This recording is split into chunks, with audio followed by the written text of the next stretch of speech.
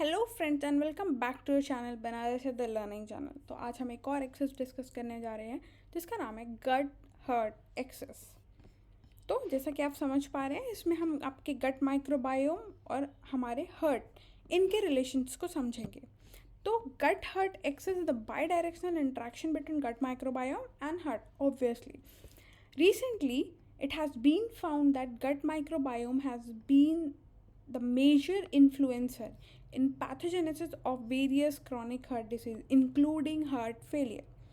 And the association is due to the microbial metabolism of dietary phosphatidylcholine into pro-atherosclerotic metabolite, that is TMAO or trimethylamine N oxide, that could be directly or indirectly responsible for cardiovascular outcomes such as coronary heart disease, heart failure, and many others with intestinal dysbiosis.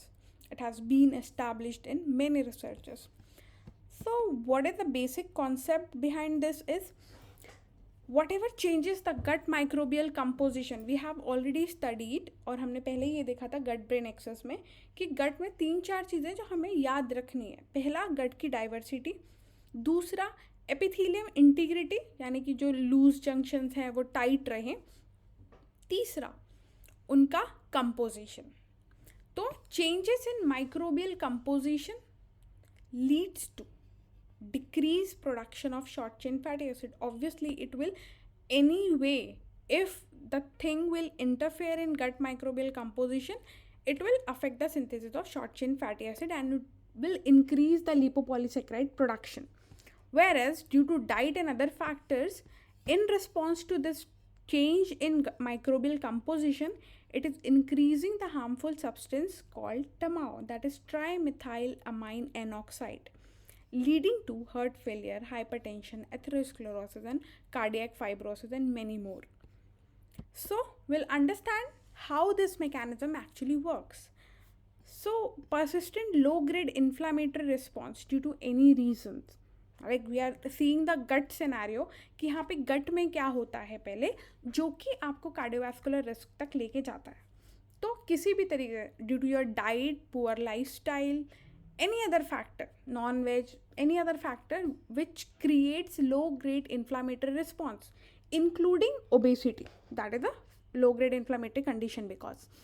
So, यहाँ पे जो भी persistent low-grade inflammatory condition को create कर रहा है, उसकी वजह से आपके गट की, आपके माइक्रोबायोटा की परमिएबिलिटी चेंज हो रही है, यानी कि वो ज़्यादा परमिएबल हो रहा है, लीकी गट बन रहा है और क्रॉनिक इन्फ्लामेटरी स्टेट को ट्रिगर कर रहा है। क्योंकि जैसे ही गट की या एपिथेलियम इंटीग्रिटी ख़त्म होगी, एपिथेलियल सेल्स में गैप आने लगेगा, तो जो पैथोजेंस है या माइक्रोब्स हैं वो ब्लड में या ब्लड स्ट्रीम में सिस्टमिकली फ्लो होने लगेंगे। अब ये सारे जो गट के बैक्टीरियाज, एंडोटॉक्सिन्स हैं, वो सिस्टमिकली फ्लो हो रहे हैं, यानी कि आपके ब्लड में ट्रांसफ़र हो गए। With inflammatory induced obesity and metabolic diseases linking it to CVD। और ये सारे एंडोटॉक्सिन्स फिर क्या कर रहे हैं, इन्फ्लामेशन बेस्ड ओबेसिटी या मेटाबॉलिक डिसीज से उसको लिंक कर रहे हैं। क्योंकि ये सारे फैक्टर्स फर्दर क्या करेंगे, ये आपकी ब्लड में एंडोटॉक्सिमिक सिनेरियो को क्रिएट करेंगे। Then the microbiome with an aberrant gut microbiota profile, क्योंकि ये काफ़ी समय से परसिस्टेंट लो ग्रेड इन्फ्लामेशन चल रहा है, वो सिस्टमिक इन्फ्लामेशन उसने कॉज कर दिया ड्यू टू लीकी गट और इंक्रीज परमिएबिलिटी। तो यहाँ पे अब जो पैथोजेनेसिस हो रही है वो inflammatory induce obesity, type 2 diabetes and other metabolic syndromes leading to metabolic endotoxemia. Because endotoxemia systemic circulation जब होने लग रहा है उन सारे बैक्टीरियाज का, उन सारे पैथोजेंस का, तो फिर वो क्योंकि मेटाबॉलिक जो रिस्पॉन्सेज हैं, चेंजेस जो है, insulin resistance, increase blood glucose level, increase respiratory rate, blood pressure, ये सारे भी जो मेटाबॉलिक चेंजेस और बायोकेमिकल चेंजेस जो वो कॉज कर रहे हैं टॉक्सिन्स, वो मेटाबॉलिक एंडोटॉक्सीमिया कॉज करेंगे और हाई सीरम लिपोपॉलीसेकेराइड जो है वो बनेगा। अब हाई सीरम लिपोपॉलीसेकेराइड, क्योंकि हम सबको पता है कार्डियोमेटाबॉलिक डिसऑर्डर का एक बहुत बड़ा रीज़न है which supports the role of bacterial infection and immune response in their etiology। और ये जो है हमारे गट माइक्रोबायोटा की एक्टिविटी से और उसकी इम्यून सिग्नलिंग से डायरेक्टली अफेक्टेड है। अब देखते हैं कि कार्डियोवैस्कुलर डिसीज कैसे कॉज हो रहा है इस गट के अल्ट्रेशन से। तो एक्यूट और long term high fat diets which are commonly related to this gut dysbiosis. तो यहाँ पे हमने एग्जांपल ले लिया कि हाई फैट डाइट जो है वो काफ़ी लंबे समय तक पेशेंट जो है वो ले रहा है, या एक नॉन हेल्दी डाइट और लाइफस्टाइल फॉलो कर रहा है, which leads to rise in endotoxin level, जो कि गट को अल्टर करके वहाँ पे एंडोटॉक्सिन्स के लेवल्स को परसिस्टेंटली बढ़ा रहा है, leading to metabolite derive from the gut microbial metabolism of choline and phosphatidyl choline and L-carnitine, which is directly related to cardiovascular pathology, क्योंकि वो पर्टिकुलर चीज़ें, वो हाई फैट डाइट और उनके सेकेंडरी मेटाबोलाइट्स जो कि बना रहे हैं टमाओ लाइक सब्सटेंसेस, किससे? कोलिन से, फॉस्फेटिडिल कोलिन से और L-carnitine से। तो ये जो टमाओ है, ये जो ट्राईमिथाइल अमाइन जो मोइटी है, वो क्या करेगी? वो कॉज करती है आपके एथेरोस्क्लेरोसिस या कार्डियोवास्कुलर डिसीजेस को पर्टिकुलरली, क्योंकि ये जो ट्राईमिथाइल अमाइन है ये ट्राईमिथाइल ऑक्साइड में कन्वर्ट हो जाएगा लीवर के द्वारा, और फर्दर गट माइक्रोबायोटा डिपेंडेंट जो टमाओ होते हैं वो हेपाटिक फ्लेविन मोनोऑक्सीजनेस 3 डिपेंडेंट टमाओ को क्रिएट करते हैं, जो आपके कार्डियोवास्कुलर यानी कि स्पेशली एथेरोस्क्लेरोसिस के लिए सबसे बेसिक कॉन्स्टिट्यूएंट माना जाता है उसको कॉज करने के लिए। और फर्दर ये प्रूफ करता है कि आपका गट माइक्रोबायोटा या उसकी फंक्शनिंग आपके हार्ट हेल्थ के लिए कितनी इम्पॉर्टेंट है।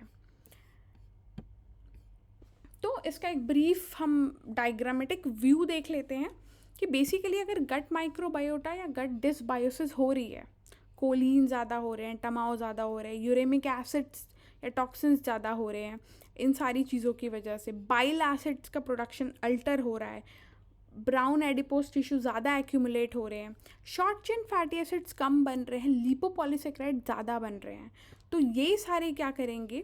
ये सारे चेंजेस लाएंगे। किन किन लेवल पे? तो सबसे पहले देखते हैं कोलिन टमाओ क्या चेंजेस करते हैं। तो ये एथेरोस्क्लेरोसिस को बढ़ावा देंगे कोलेस्ट्रॉल एक्यूमुलेशन से।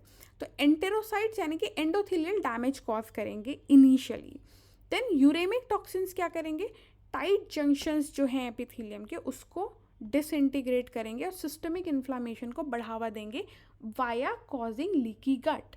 देन बाइल एसिड्स, क्योंकि लीवर में कन्वर्जन हो रहा है इन सारे मेटाबोलाइट्स का, तो लीवर में जो है हेपेटिक ट्राइग्लिसराइड का एक्यूमुलेशन होगा, फैटी लीवर, स्टीटोसिस, ये सारी कंडीशंस क्रिएट होंगी, इंसुलिन रेजिस्टेंस डेवलप होगा, and short chain fatty acids जो कि कम हो रहे हैं, तो उससे क्या होगा कि एडिपोसिटी बढ़ेगी, ब्लड प्रेशर बढ़ेगा, आपके सिंपैथेटिक जितने भी एक्टिविटीज़ हैं वो बढ़ेंगी और इन्फ्लामेशन बढ़ेगा।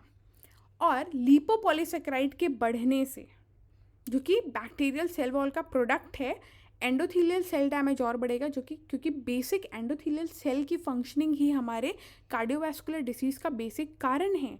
फोम सेल का फॉर्मेशन जो कि फर्दर एथेरोस्क्लेरोसिस या प्लेग के फॉर्मेशन में काम आता है, वो क्रिएट होंगे, वैस्कुलर इन्फ्लामेशन होगा, रिएक्टिव ऑक्सीजन स्पीसीज बढ़ेंगे, इंसुलिन रेजिस्टेंस कॉज करेगा, जो कि फर्दर एडवांस ग्लाइकोलेटेड एंड प्रोडक्ट्स को भी बढ़ाएंगे, जो कि आपका इंपॉर्टेंट रिस्क फैक्टर है कार्डियोवास्कुलर डिसीज़ के लिए। ये सारे मिलकर जो फिर कार्डियक पैथोलॉजी को क्रिएट करेंगे।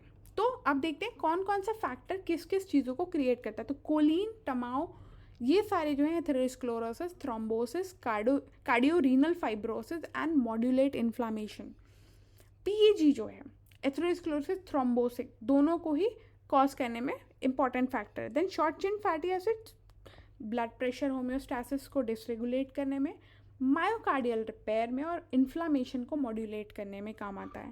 देन प्रीक्रिसॉल यानी कि यूरेमिक जो टॉक्सिन्स हैं वो रीनल डिसफंक्शन, क्योंकि अगर आप देखेंगे कार्डियोवास्कुलर जितने भी डिसीज़ होते हैं वहाँ पे रीनल डिसफंक्शन पाया जाता है। देन रिएक्टिव ऑक्सीजन स्पीसीज और इन्फ्लामेशन को बढ़ाने में ये काम करेंगे। देन बाइल एसिड्स, क्योंकि वो इम्प्रॉपरली फंक्शन कर रहे हैं, उनका सिंथेसिस, प्रोडक्शन, बायोमेटाबॉलिज्म सही नहीं है, तो वो लिपिड मेटाबॉलिज्म और ग्लूकोज मेटाबॉलिज्म दोनों को ही अफेक्ट करेंगे, जिसकी वजह से आपका ग्लूकोज एंड आपके लिपिड दोनों ही बढ़ जाएंगे, यानी कि ब्लड शुगर इंक्रीज़ होगा और आपके बैड लिपोप्रोटीन्स या लो डेंसिटी लिपोप्रोटीन्स इंक्रीज़ हो जाएंगे। और वहीं लो लिपोपॉलीसेक्राइड्स के बढ़ने से इन्फ्लामेशन, इम्यूनिटी और वास्कुलर फंक्शन और ज़्यादा इम्पेयर होने लगेंगे as the disease and microbiota processes.